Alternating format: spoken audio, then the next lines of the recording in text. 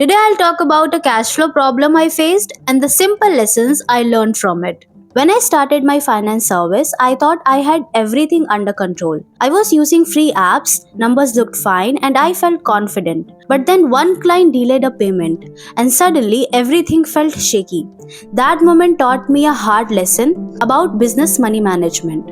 Today I want to share those real lessons with you so you don't have to learn them the hard way like I did. So, my first big wake up call was I used to believe that making sales was everything. I was wrong. What really matters is cash. One client delayed my payment for 45 days, but my bills didn't wait. I ended up dipping into my personal savings just to stay afloat. That's when I realized I needed to see my cash clearly.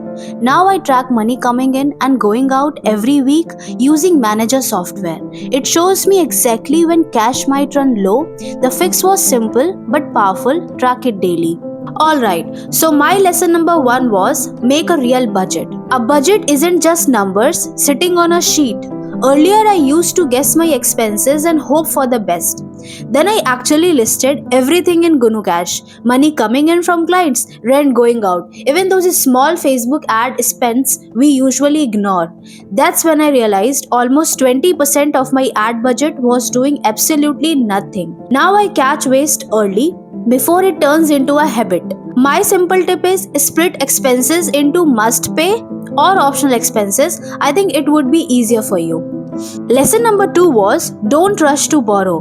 When I started growing my business, my first thought was to take a loan for new tools. But instead of jumping in, I paused and did the math. I checked how much of my income would go into the loan payment, and it was almost 30% of my cash. That felt way too tight. So I chose a smarter option. I used free AI tools to manage my invoicing instead. It saved me money and honestly a lot of stress. Simple rule is only borrow when your cash flow still has breathing room after the EMI. And the lesson number three was build a safety net.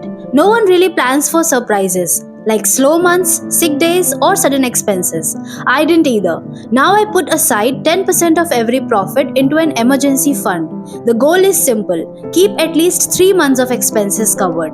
I've even set it up in Gunu Cash so the money moves automatically. And honestly, that one habit saved me last year when work slowed down.